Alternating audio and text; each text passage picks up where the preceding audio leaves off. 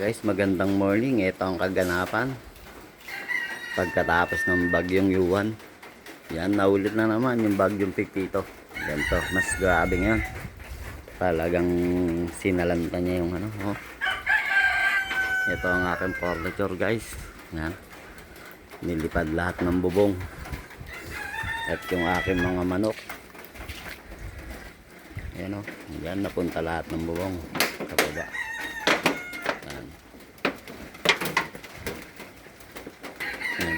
Sira, ubos ang bubong ng furniture, ubos, lipad. Tapos, ano, malakas pa rin ang hangin niya. Yung puno talagang winalis na naman niya.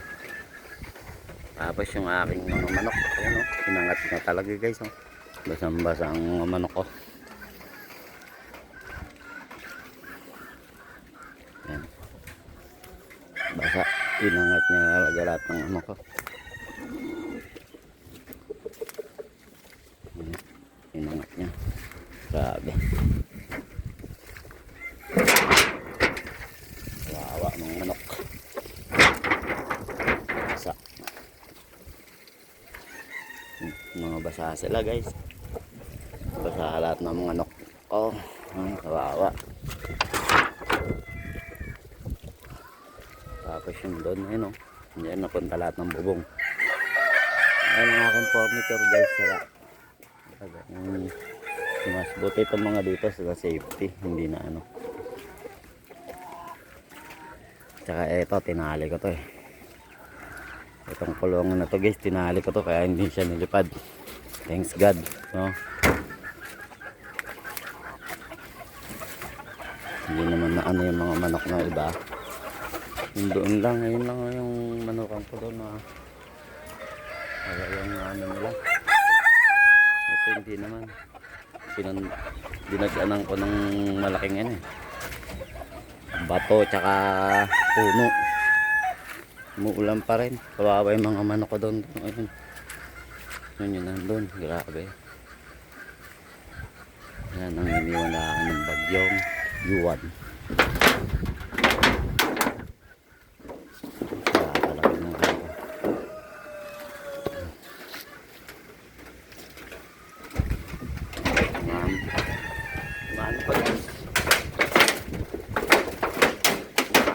Delikado pa. Grabe, hanggang dito inaabot ng ano,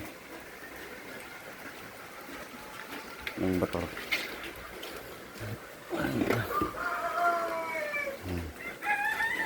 Okay guys, pero thanks God pa rin, safety kami kahit na ganyan.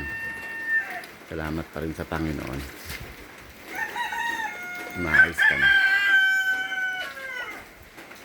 Panandaga. So nandito na lang, guys. Mag-aayos muna ako, maglilinis muna ako. Salamat pa rin Panginoon, safety kami. Hanggang sa muli, bye bye.